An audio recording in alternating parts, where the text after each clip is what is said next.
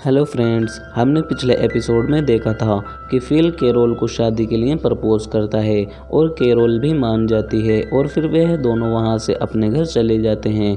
लेकिन fill carol को पसंद नहीं करता, लेकिन फिर भी कैरोल से शादी करने के लिए उसे राजी होना पड़ता है क्योंकि वह सिर्फ इस दुनिया में अकेली लड़की बची थी।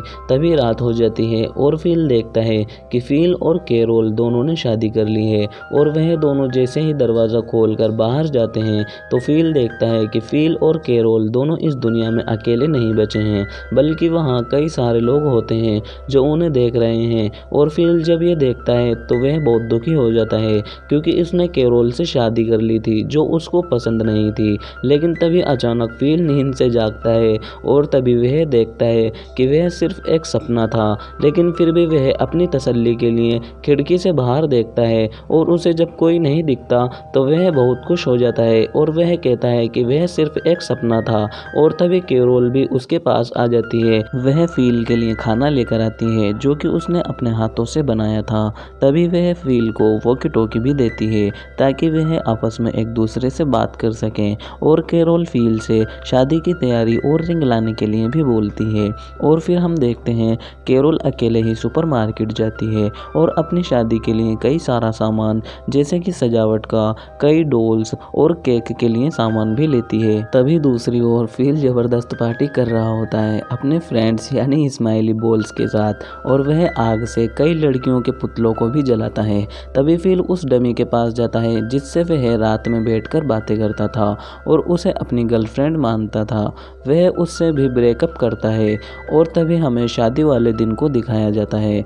कैरोल बहुत खुश थी और वह एक दुल्हन की तरह सजकर आई थी। और तभी यह दोनों शादी के लिए चर्च में जाते हैं। तभी हम देखते हैं कैरोल ने पादरी की जगह एक टेप रिकॉर्डर को रखा है और कैरोल टेप स्टार्ट करती है और कैरोल फिल से रिंग के लिए बोलती है तो फिल कहता है कि वह रिंग लाना तो भूल ही गया। तभी कैरोल को गुस्सा आ जाता है और वह कहती है कि वह ही सिर्फ इस शादी के लिए इंटरेस्टेड है, फिल को कोई फर्क ही नहीं पड़ता इस शादी से। और वह वहां से चली जाती है। तभी फिल भी उसके पीछे उसके घर तक जाता है लेकिन वह दरवाज़ा नहीं खोलती। तभी फिल कई बार उसे दरवाज़ा खोलने के लिए आवाज़ देता है लेकिन कैरोल दरवाज़ा नहीं खोलती। तभी फिल को गुस्सा आ जाता है और वह एक हैमर से दरवाजे को तोड़ने लगता है। तभी वह दरवाजे को तोड़कर अंदर जाता है तो वह देखता है कि कैरोल ने पूरे घर को सजा रखा है और फिल के लिए एक केक भी बनाया है, परंतु वह केक मीठा नहीं होता। कैरोल ने उसे सब्जियों से बनाया होता है। तभी फिल वॉकी टॉकी से कैरोल से बात करता है। वह उसके पास जाता है।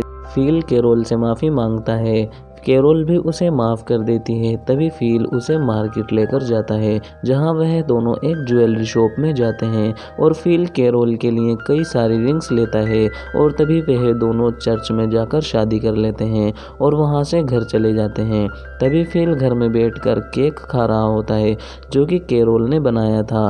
तभी कैरोल फिल को बेडरूम में बुलाती है पॉपुलेशन बढ़ाने के लिए। तभी हमारे फिल भैया भी खुशी खुशी रूम में जाते हैं और वह आपस में दोनों सेक्स करने लगते हैं। तभी हम हमारे फिल भैया को देखते हैं कि वह कैरोल के साथ सेक्स करने में इतना खुश नहीं है।